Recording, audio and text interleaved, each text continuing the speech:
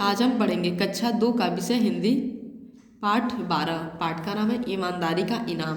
तो आज हम ईमानदारी का इनाम चैप्टर को पढ़ेंगे। तो चलिए हम इसे शुरू करते हैं। एक गांव में एक लकड़हारा रहता था। वह बहुत ही परिश्रमी और ईमानदार था। वह नित्य जंगल में जाता, लकड़ी काटता और बाजार से ले जाकर उसे बेचता था।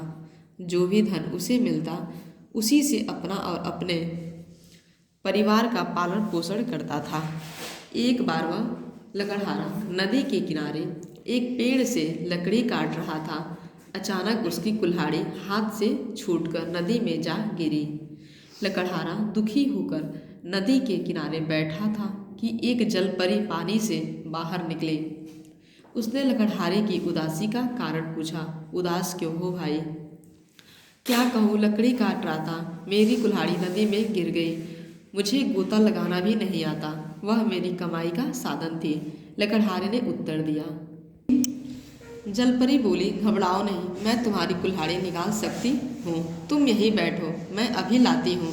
जलपरी ने पानी में डुबकी लगाई और एक सोने की कुल्हाड़ी निकाल लाई। वह बोली, लो अपनी कुल्हाड़ी। कुल्हाड़ी देखकर लकड़हारा और उदास हो गया और बोला, यह मेरी कुल्हाड़ी नहीं है, लगता है अब मिलेगी नहीं। जी छोटा ना करो, मैं एक और कोशिश करती हूँ। यह कहकर जलपरी ने फिर डुबकी लगाई। इस बार उसके हाथ में चांदी की कुल्हाड़ी थी। बेचारा लकड़हारा और उदास हो गया और बोला, पता नहीं मुझसे क्या बुरा काम हुआ जिसकी भगवान मुझे सजा दे रहे हैं। मैं अब क्या करूँ? मेरे पास तो नई कुल्हाड़ी खरीदने के लिए पैसे भी नहीं हैं। जलपरी ने कहा, रुको, मैं एक बार और कोशिश करती हूँ। जलपरी ने फिर डुबकी लगाई और इस बार लकड़हारे की कुल्हाड़ी ले आई। कुल्हाड़ी देखते ही लकड़हारे का चेहरा खिल गया। वह बोला, यही मेरी कुल्हाड़ी है, मैं आपका यह एहसान कैसे उतारूँ? आपने मेरी सहायता ही नहीं की बल्कि मेरे परिवार के गुजर बसर का भी प्रबंध किया है। जलपरी ने कहा, यह तो तुम्हारी परीक्षा थी, गरीबी में भी तुम ईमानदार बने रहे।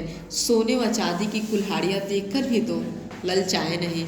अब तुम यह तीनों कुल्हाड़ियाँ ले जाओ, एक तो तुम्हारी ही है, बाकी तुम्हारा इनाम है। इसके बाद जलपरी अदृश्य हो गई। लकड़हारा अपने घर आ गया।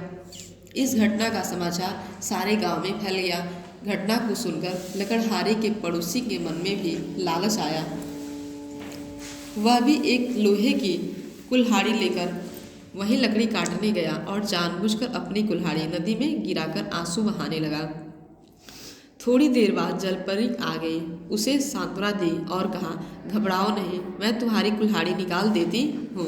वह डुबकी लगाकर सोने की कुल्हाड़ी ले आई। कुल्हाड़ी देखते ही वह आदमी खुश हो गया और बोला, हाँ यही मेरी कुल्हाड़ी है। जलपरी बोले, अच्छा तुम सोने की कुल्हाड़ी से लकड़ी काटते हो, तुम झूठे और मक्कार हो, इधर लाओ कुल्हाड़ी।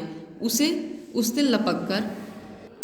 लपक कर कुल्हाड़ी वापस ले ली और अदृश्य हो गई। लकड़हारे का पड़ोसी बहुत देर तक इंतजार करता रहा, परंतु जलपरी कुल्हाड़ी लेकर वापस नहीं आई।